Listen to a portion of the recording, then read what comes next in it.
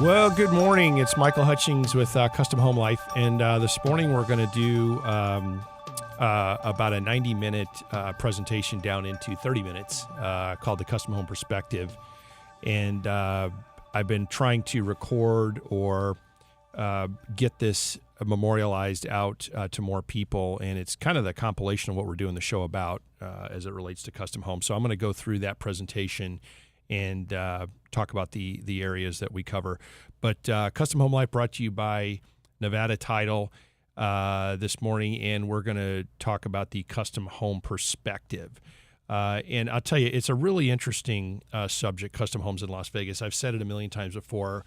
When I moved out here just before the millennium in the late 90s, we're in a city that was growing up to about 2 million people in population, and we were building less than 100 homes over $1 million a year. So it was just a very tiny market. And when I first moved out here, coming from Florida, which at the time was, and probably still is, a more sophisticated market, it was almost depressing to me because I was in the home building business, and it was just one tract home community after another, and very little high-end custom stuff. There were some beautiful communities out there that we'll talk about in a little bit too. There were about four.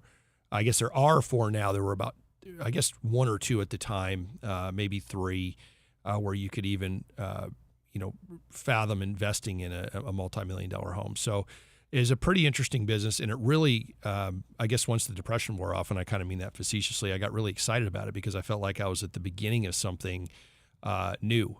This wasn't a place to come to build a multi-million-dollar custom home. It was a place to buy an affordable home, and most likely a production or tract home type of product. So, just really interesting to me. Coming from Florida, where we had the likes of an Addison Meisner, or we had the old Florida look, which was usually wood frame and had the breezeways underneath, and they were designed by the old builders to actually cool. Don't need much heat in Florida for the most part, but and then the Art Deco movement in South Beach. I kind of grew up, even though we had a lot of new tract home communities as well. We could see into the past. My parents would drive me down to areas where homes were built. Some of the Palm Beach areas, for instance, you're going back 100 years with Rockefellers and DuPonts, and so it was a mix of the production stuff with the and I'm talking homes that are just beyond even anything I've even seen in California for the most part. Maybe not the Hearst Mansion, but for the most part, when I'm driving around these areas in Southern California, expecting to see these, I'm seeing $15-20 million homes, and you're looking at these homes and you're like, wow, that's a lot of money for that. But in some of the areas of South Florida, it's just, acreages on the ocean and, fine craftsmanship that was done 150 years ago. And so we didn't and we don't have that out here. So we're building it ourselves as we grow this market. But in the beginning, I guess for us, which I'm going to call around 2000, 2001, 2002, leading into 2003, we dubbed our form of architecture out here as sophistication in the desert. And that's kind of what people started calling our look here in Las Vegas. And, this was a look that I believe started in Southern California with the likes of Rudolph Schindler, for instance. Frank Lloyd Wright did quite a bit of building in Southern California. I've seen a couple of his homes myself. Richard Neutra, John Lautner, Eames, and the case study homes. These were the homes that started the modern movement, I guess, in the Western United States. And then, of course, the Southern Californians migrated back east into the desert, and we've got Phoenix and Scottsdale, and then, of course, it found its way up to Las Vegas during our last big boom. Which again, I'm calling. I mean, we could argue the exact beginning of the boom, but I'm going to call 2002, 2003, and that's when we started to see this kind of modern motif that looks completely Las Vegas. And I don't know who coined the term originally. I don't know if it was Rich McDonald or a certain architect During this last high-rise boom, that term Manhattanization was bantered about as to who originated that term, and I don't know who originated sophistication in the desert, but it started to pop out in the marketing of these homes, and so I picked up on that, and I think that really, typifies that certain look that we have, which is that flat Bauhaus, flat roof, which is great for out here because we don't have any rain, so to speak. Sort of the just the modern boxy look that we have with the homes that you're seeing built all over the valley, and it's really caught fire. Signature Homes is one of the people that started that group started building these squared off kind of blocky Bauhaus-esque type of look, abundant metallic and copper finishes, and just and still basically out of wood frame, which was kind of interesting as well. Christopher jumped on the bandwagon in 2002, 2003. They did that Bond House up in McDonald Highlands also, which was a really interesting home. And I'll give you pictures of all these if you want to email me at mgh@meridiusrealtygroup.com. I'll email you the photos of this presentation, and I'll be able to share with you exactly the types of homes that we're talking about.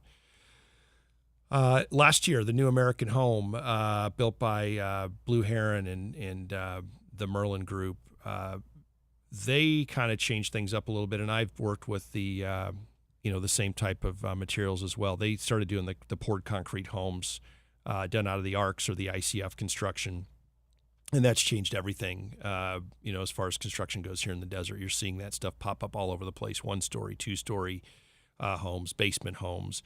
And that's the poured-in-place insulated concrete forms. Looks like what you would take your beer to the beach in a few years ago, and they're actually doing thicker versions of these esky coolers and pouring concrete into it, and you've got just incredible R factors and ratings in homes like that.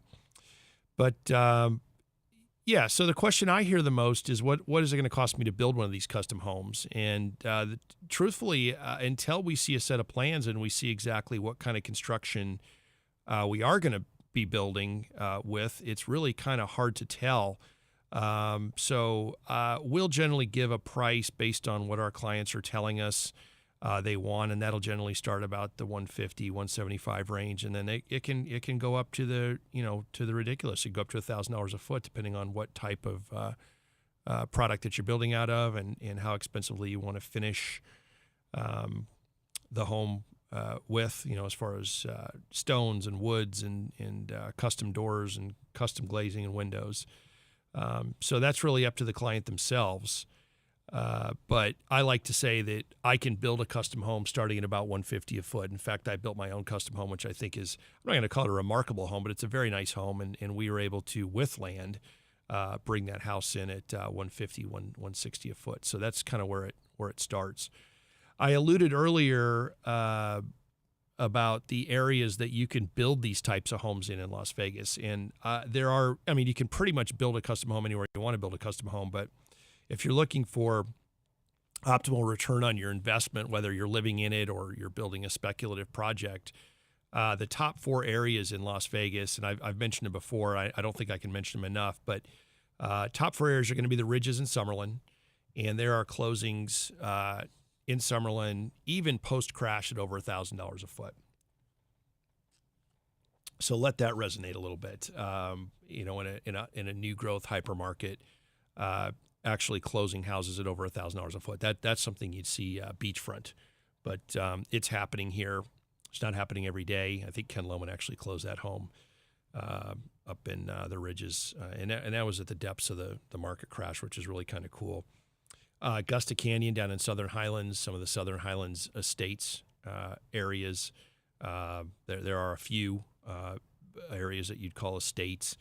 Augusta Canyon was the one that kind of got lambasted at the end of the economic downturn, but just a beautiful community. You'd almost feel like you're driving into someplace in Palm Springs. It's deserty, but it's not like most places in southern Nevada. It really has worked the desert into the construction and the architecture, and so did the Ridges. Chuck Kubat was the architect for the ridges, and I love the way they kept everything horizontal and desert-like up there, as opposed to trying to turn it into a suburb outside of London, which or Italy, which we do a lot. Speaking of Italy, Lake Las Vegas Resort, which was pretty well designed with an Italianate flair. In fact, I worked for the developer out there for many years, and one of the planning teams came back from Italy, and they posted a Polaroid picture back then of a hillside in Italy.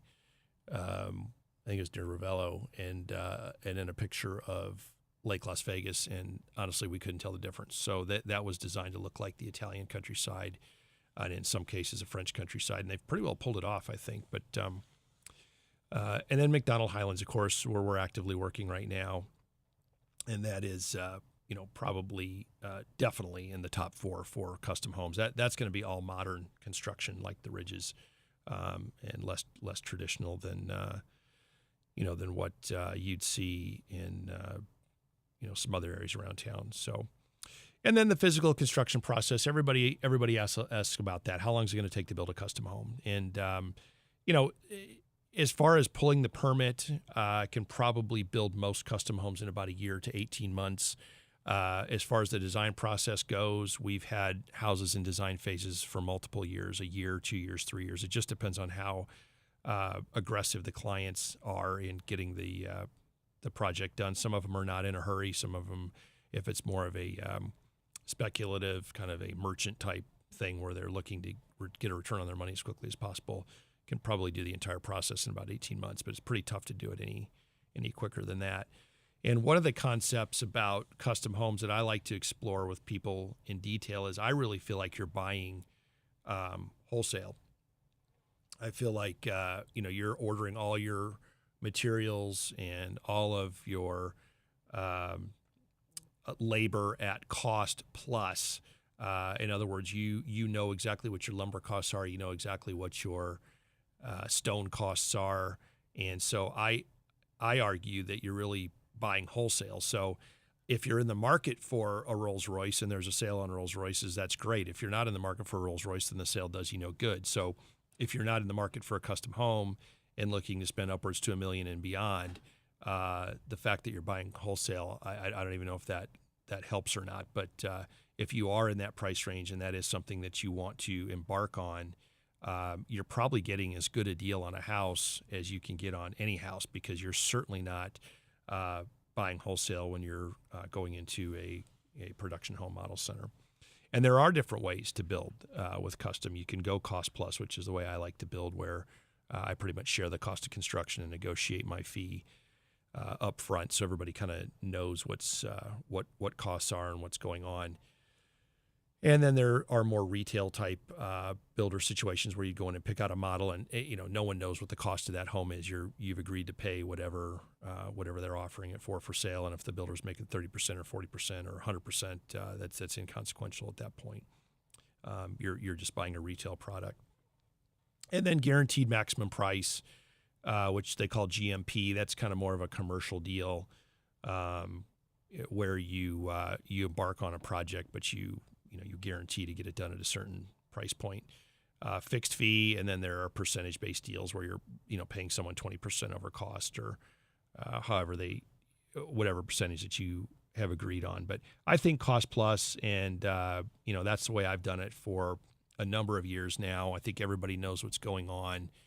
Everybody's well aware of costs coming in, and if you want to basically upgrade something, it's not costing you something to do it. If you wanted to order really nice countertops, some Verdi Fire marble or stone from Australia, and it was going to cost $10,000, if you're building under cost plus, which is the way I build, it's going to cost you $10,000. You go over to the marble or stone finishing place and you buy it, or I buy it for you.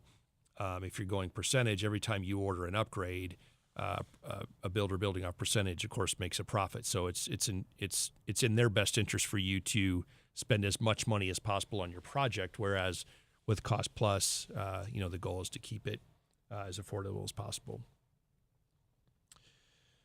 So those are a couple different ways to go as far as custom home building. As far as how the process is laid out.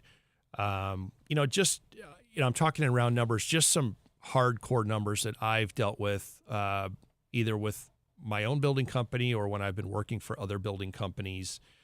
The least expensive final product that I've been able to do in a super custom speculative scenario has been about $995,000. So we're really talking about $1 million homes here. It's really tough to spec a home custom in Las Vegas for $400,000 or $500,000 or $600,000. I get clients that come in all the time and want to do that, but the numbers just aren't there. By the time you buy a lot and improve the lot and design the home with an architect and get it to market, it's really tough to do a home like that as a one-off. And then the most expensive spec we've ever done is about 2.95, and that was on a $500,000 lot. And, that was in Seven Hills, I believe. And I did that with some partners back in 98, 99. And that home sold. It was a Street of Dreams project, and it sold. And I think everyone did pretty well on the margin. So low end, $995. That's about as low as you can kind of get into the game. At least speculating on a custom home. In other words, you're buying it to sell it or building it to sell it. And then the most expensive is about 2.95. I'm not saying that you can't do it for less or you wouldn't do it for more, but that's kind of the sweet spot of this business. And, the shortest turnaround time, we've built them and turned them around in less than 6 months after the home was, pretty well built. It was pre-sold at drywall, and so, that the shortest turnaround time possible was about 6 months on a pre-sold house. It doesn't happen too often, but it did happen out at Lake Las Vegas, and we actually sold that to a radio personality, which was kind of interesting. But and then the longest turnaround time, again, was another Street of Dreams project where the house actually sat for 2 years before it was sold, and it was a very highbrow home.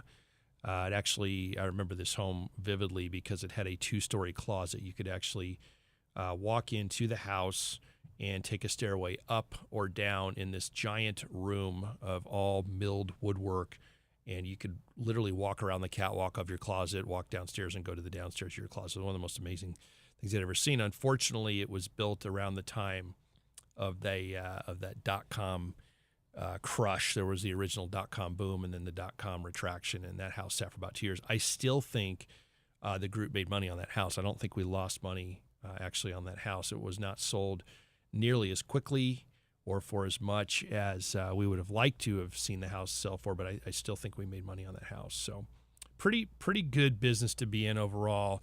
It's not like making a movie where if it doesn't sell, you're stuck with celluloid in a can.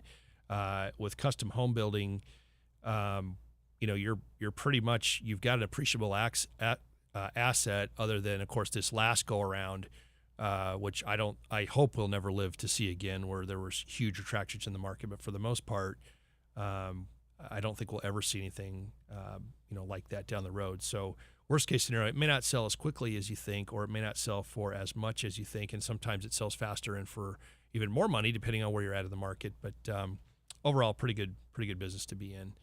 And, some of the critical variables that affect whether one sells or not, it's creditworthiness and the financial strength of your investors. If you're borrowing hard money, which oftentimes builders do in Las Vegas. In fact, I think most of Las Vegas was built on hard money, good economy or bad economy, because developers need money and they need it quick, and they're willing to pay higher interest rates. And it's been such a high velocity market. It's sort of been okay to do that. I know several local production builders that have borrowed money 13, 14%, and the houses have sold so quickly that they've still turned a profit, and everybody's lived to go on and do other projects. But if, for instance, you get caught in a downturn and you have high cost to carry, it can kill you on the project. So creditworthiness and financial strength. Right now, borrowing is amazing. You can borrow speculative money at 4%, 5%, 6%, 7%. So building a custom home right now, I don't think there's ever been a better time as far as the creditworthiness or financial strength of the investment deal. How well the investor cooperates. Some of the investors that I've dealt with want to get into the interior design. They want to get into the architecture. That could slow things down a little bit. we've been doing this a long, long time, and we generally don't need a whole lot of input from our investors on how to actually build the project. So we, sometimes if there are questions or concerns, that can slow things down a little bit. The financial markets, inventory, supply in the given submarket, that's great right now because hardly any custom homes have been built for the past 5 years. So there are very little new, beautiful, brand new custom homes on the market. There's very little competition out there. Most of the stuff that's on the market was built 4, 5, 6, 7 years ago, sometimes 10 years ago, and it looks like it. So putting new product in the market right now, it's a good idea. And then house cost overruns, things like that, labor shortages, labor issues. We're not dealing with that right now. In fact, at one time we had about 60,000 out-of-work construction workers. So getting labor and getting people on the job right now, isn't too difficult. It's actually probably the best time since I've been involved in building to be doing it. There's plenty of guys to bid work and plenty of people to do the work. So anyway, there are different classes of custom homes. I told you before, it's pretty tough to build anything below $500,000, but I'd call that like a Class C custom. And then we've got Class B, which is 500 up to $1 million, and Class A is what I call $1 million and up. And then, of course, the super luxury class, which is about $2 million and up. And $2 million and up didn't really constitute super luxury during the boom.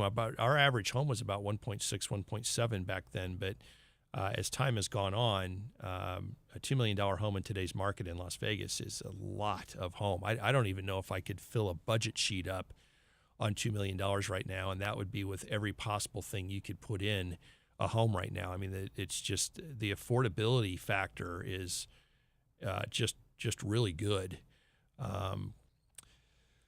But there's different things that different areas and different purposes. Some people build with the intent of living in it for a while until people decide to put it on the market and someone comes in and makes an offer on it. So that's kind of a good way to go.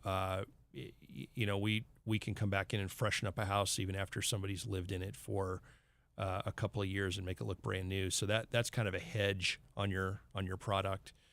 And we do offer complete concept to completion. We have a residential designer on staff. We are general contractors. We are brokers. So we've got pretty much everything in the repertoire that you need to literally come in with an idea. And even if you don't have a lot picked out, I mean, we're brokerage, so we'll go help you find the land and make sure you buy it, at a price that that works. And that's kind of what we call the design build process. That's, a pure design build is when we build either purely for the client or we build purely for the market. And if it's a spec home, we're building purely for the market. And if it's for a client, we're, literally, building exactly what that client wants. And sometimes the level of customization is just beyond belief, but that's for an end user that's not planning on selling to anybody else, and that's somebody that wants to hold on to that home pretty much for the rest of their life. And it's about a 50-50, I'd say, for the people that come in on their own for themselves, and then people that really in the back of their minds ultimately want to sell that, turn a profit, take that profit and go buy another lot and start the whole process all over again. And I've done that up to 4 deep with clients before. I've had clients where we've started on one house and sold the house, made a substantial profit, bought the next lot, built a different house on that lot, made a substantial profit, rolled that in. By the 4th or 5th time, you're really supposed to be playing with, we're in Vegas, so I'll say playing with the house's money. I mean, literally you should be 100% equity by the time that 4th or 5th rotation or generation goes by. And that's, to me, one of the smartest ways to invest, in residential real estate right now. I mean, I'm still a little befuddled at, people trying to make things work on buying homes at auctions that may or may not be damaged or may not, have everything in the home that a modern home needs, and having to mitigate that either through construction or, kind of tearing it down to get back to square one again. At least when you're going new, everything's fresh, everything's under warranty. It's a pretty good way to go, and it's pretty easy to research. You don't have any real costs that are out of control because you're starting from scratch. You really don't know what you're getting into when you're buying an existing home and start ripping things apart. You may be doing a lot of things mechanically that you didn't even really want to do, but you didn't know about it until you started, digging in. Also, the going green trend. I mean, the green trend is, some of these homes 4, 5, 6, 7 years ago and beyond are just there are no green components at all, and that's a very, very hot subject right now. So a lot of benefits to just going with a fully developed or even an undeveloped lot and just starting from scratch and doing a brand new project. So Vegas is probably the top spot, I think, in the country for this type of thing. I mean, the affordability here is amazing compared to Florida and California and some of the other areas. So any questions, just give me a call, 702-418-2523, and I'm happy to send you our presentation and go over this with you in more detail. But in the meantime, thanks for joining us, and we'll get this posted as well. But that's it for us for Custom Home Life for this week.